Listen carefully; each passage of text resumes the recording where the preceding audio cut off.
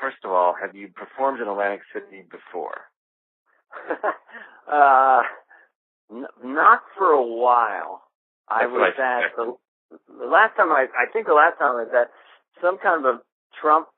I think it was one of the Trump hotels, and I was in front of like 1,000 high rollers in a big bingo hall, and then they put Donald Trump on a speaker, and he gave such an amazing pep talk to everybody. You know, I want to thank you for coming in. We always bring you the finest entertainment. You know, one of those things. It was fantastic. So it was a virtual audience with the Donalds then? Well, Donald was just his voice coming out of a giant speaker, I guess, from New York, and it was a real audience. Right. But now yeah, it's been a while, let's put it that way. Yeah, it's been a while. I thought so, because I've been writing for the paper for a while and didn't remember seeing your name, so that's why I suspected as much. But this reunion with Dennis and Kevin, they will actually be there, right? This is the three of you on stage together and performing. Absolutely. Yeah, everyone will be there in person, yeah. It's funny if we could just beam one guy in. Dennis will be here as an audio tape. But yeah, we're all going to be there, yeah. And how did it come about? We all have the same manager. And I think he suggested, why don't you guys try do a date or two just for fun, you know? So I thought, well, that'd be kind of fun. Let's just try it and see how the reaction is or see how many dates we do. So now we have 8 of them booked. So I don't know, strength in numbers, or people like them, or it just seems kind of fun for me, you know. Once you go through Saturday Night Live with people, you're kind of like you're sort of bonded in some weird way because of the intensity of that experience. So it'd be fun to see them. You know, there's no Rat Pack anymore. I mean, you go to Vegas, you do your act, and then you're just in your room, you know, watching a movie with a sandwich, you know. And so to actually do gigs with other people is very rare, you know. So it's actually going to be fun. And a nice balanced show. We're all different styles, so, you know, and good friends. I think we're going to do some time, each person does stand-up, and I think we're going to do a Q&A with the audience. So I think that's the plan. Each of us will do maybe 30 minutes of stand-up, and then we'll do a Q&A with the audience and riff and play around. Dennis will sing the Star Spangled Banner before the show starts, which I was shocked that he wants to do it. No, I'm kidding. Is he really going to do that? No, wouldn't that be funny? Oh, say, can you see? You know, criminy, this song's got more high notes than a soprano. Will you be doing your Dennis impression at the show? Not necessarily. By popular demand, if someone wants me to do it. If I introduce him, I'm not sure if I do it. I'll introduce him as him. And then as far as your portion of the show, will you be bringing out the characters that we know, you know, the President Bush, Hans and Franz, the church lady, any of these people going to show up when you do your show? Yeah, I mean, they can show up in little scattered forms. Yeah, definitely. I'll do some of them. I do them in different ways, but usually I do 80 or 90 by myself. And so when I do the Q&A at the end myself, then people ask for them, and I'll riff different bits or tell different stories about them. But yeah, I'll definitely do some of them. But, you know, I enjoy doing them. I mean, especially Hans and Franz with Kevin would be kind of fun. For me, the Hans part of it is kind of the high-pitched, coy, I don't even know what you call the attitude, but I'm going on Jimmy Fallon, so I was thinking of starting with this. Oh, C5 so flirty. Someone's moving to 11:30. He serves comedy in a big dollop. You've got to ask yourself what's in your wallet. What makes me laugh? I mean, what is that attitude? It's like someone who thinks they're being clever. They'll see all the favorite characters. It will be a good show. There will be three shows for one. Do you have some new character, new impressions, or were you doing more of a straight stand up? Like, what do you have in mind?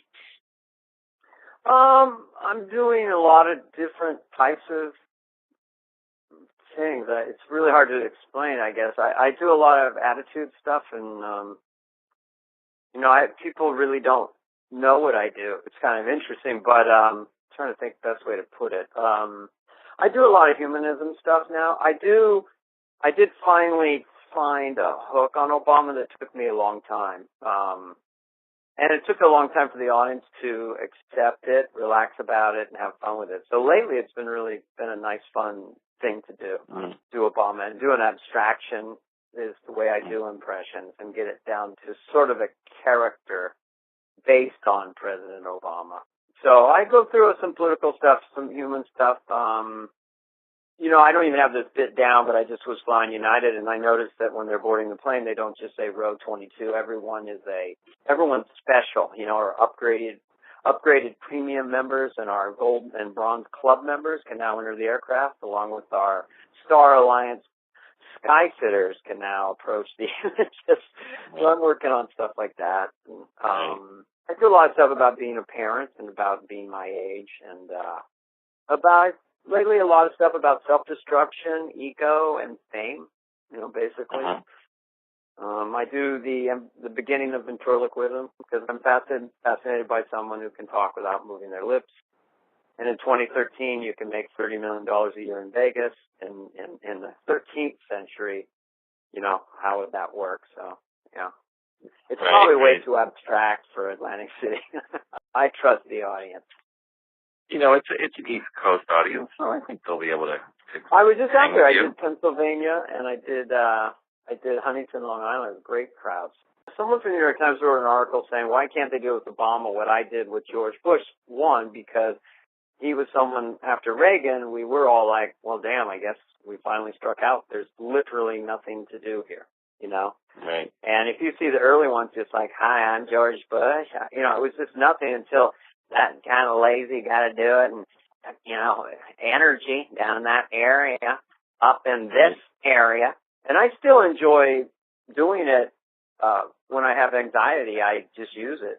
And it's so far from President George Bush, the one that, because right now I would say interview, radio, podcast, print, Rob, Atlantic City. So that's what I've gotten it down to now. So this New York Times guy said, why can't they do that? And, well, first of all, he is very contained. It is difficult. And there was,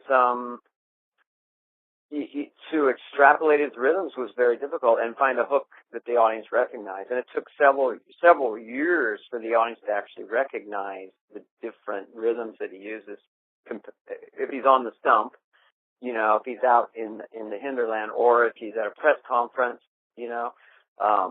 there's all these different ways that he speaks. And then just putting it all together and extrapolating it, but having people go with it took time, And there was just a sensitivity, a definite tension to doing him in the early days in the room. But now it's kind of fun. I think everyone's relaxed. He's reelected, and he's only human. Let's, not think of him as, put so much pressure on the guy where it's like he's going to, heal everybody and solve the world, So I think people are a lot more relaxed. Like they, with Bush, I do Bush too. I mean, I'm pretty, but mostly for me, I'm looking for a rhythm, a musical rhythm that will stick or make me laugh, whether it's accurate or not. And that's basically Obama to me.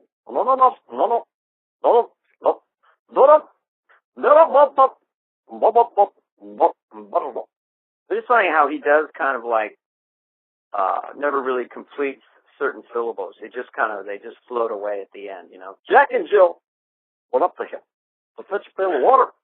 Jack fell down, broke his crown, and Jill fell shortly below. So I don't even complete the Jill. And Jill fell below. So finding something that abstract that the audience now recognizes and go with has been a really fun thing recently for me to do. A new little toy. It's only really happened since the election. So you felt like it was ready, the audience was ready to hear it then? Well, I think it was a combination of that and seeing him enough. Like, I just talk about how he's a light walker and no one can play pauses. This is more of a visual joke. And that Romney was befuddled and sort of, he would stare him down in that second debate. And I say Romney is just jumping. This is Romney. I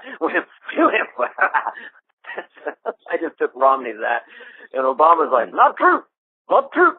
Never happened. Not true. No. That's not true. And then the way Obama can stare, the way he pauses is brilliant and really fun to watch.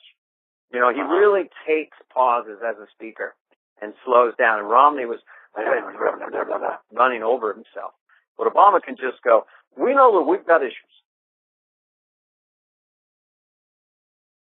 And we've got to work on those things. And then he takes these pauses that are brilliant. And that's for a comedian or stand-up to get laughs in the silence is really, really fun, really exciting, and hard to do. But I think my stand-up, for me, it's getting better. I think I'm getting better at stand-up. I never really applied myself. I consider myself a sketch player, first and foremost. And stand-up's a whole other thing. I do a lot of one-man sketch in a sense. I'm acting out sketches, doing all the parts, which is kind of fun, you know. So I'm enjoying stand-up really for the first time, I'd say, on a profound level. Well, it's good to enjoy your work. It's good to get to that part of your career where you're enjoying it. So. Well, yeah, stand-up. I mean, stand-up it's hard work. It depends on your personality. I mean, there are brilliant comics who lock in an hour and do it for multiple decades, word for word. And if you are one of those people, I just envy you. But I'm constantly bored, have ADD, so I'm constantly throwing things in, and so I'm completely reworking it all the time just to amuse myself. So, anyway, good problems to have. My latest one is Jesus. I saw a picture of the Last Supper. I saw Jesus with a glass of red wine, and I thought, well, how much did he drink? You know, because we're so sensitive about that in America. What did he do? Have 2 glasses? 3? What if Jesus was a highly functioning alcoholic? Or Matthew would say to Luke, I don't know, man, and when he healed the leper, what can I tell you? He was lit. I know when he walked on water, he was blasted, but he didn't stumble. I don't know, maybe he's just a highly functioning alcoholic. But the other day at dinner, he goes, one of you will betray me. I mean, classic alcoholic behavior. I mean, I don't know what we're going to do, man. So, anyway, that makes me laugh. Yeah, that's a good one. I like that one. Hard to come up with a new Jesus bit. There's always like Hitler and Jesus are the 2 tentpole motifs that comedians have. And the other day I was thinking how we think of groups of people as being good, the poor, the needy, the elderly. But like no group of people can be all good or all bad, obviously. So I thought, what if there were adorable Nazis? And I just like the phrase. I hate Nazis, but what if there were a few that were adorable? This made me laugh. Well, I can't. Another go-to one is Biff. I had a thing about how Jesus, God gave his only son, but couldn't he make more than one son? And Jesus go, I'm not really into this whole Messiah thing. Can't Biff do it? Yeah, right. Biff Christ, Eddie Hitler. I mean, I've been doing Hitler as a charming man because clearly he was. He also was evil incarnate, but he must have been able to. Himmler, I'm telling you, that haircut is so fabulous. Please, don't ever change it. Goggles, those jeans are money. I can't stand it. But Hitler and Jesus, you got to have a bit on each one. It's just Army issue. How is it to sort of be back together with the guys? I think it's pretty contemporary. I talk to Dennis and Kevin fairly regularly, a couple times a month. And so I know what's going on with them. And but we will laugh about that. When you have old friends, the references go way back. And they say some of your closest friends are the number of firsts you had with them. And so it was the first time the 3 of us, just take us, forget, others that I'm friends with from the show, John Lovitz and so forth. But, the first time we got on television and first time we're on Saturday Night Live and it's, and it's going okay. And it's the first time we made a little extra money. And so, but mostly it's contemporary shorthand. And when we get in the back of the car, if we're leaving, we just giggle and, do characters and impressions. I mean, no one does jokes. Dennis does like little voices and Kevin does little impressions. They all become me in the back of the car. I have no idea why, but they're hilarious. So we'll mostly just be laughing the entire time.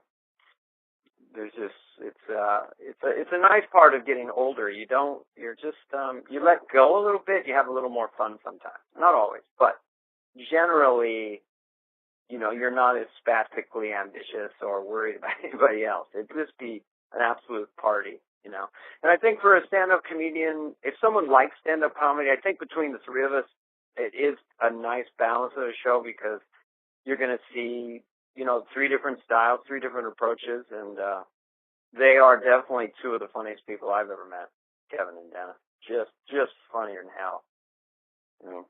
I have a running gag with Dennis. I always call him up and say, I said, you said it would get easier. You promised me. That's our inside joke. He never said that. I just said, you said it would get easier in life. You said it would just be smooth sailing. Well, he just loves that. Maybe you have catchphrases with your friends, just shorthand kind of stuff, And with Kevin, who we call him Sammy as a nickname, with him it's like, we had our shot, man. We had our shot. we just have these catchphrases. So it's going to be fun, and that's our first one of the year at Atlantic City. So thanks so much for taking a little time out to chat today. I appreciate it. Well, thanks, Rob, and it's been a pleasure talking on your podcast and the newspaper, and you stayed real quiet, didn't interrupt too much, and I think you did a terrific job for whoever needs that information. All right, my editor will be happy to hear you say that. Okay. Take care, Rob. Take care, Dana. Thanks. Okay, bye-bye.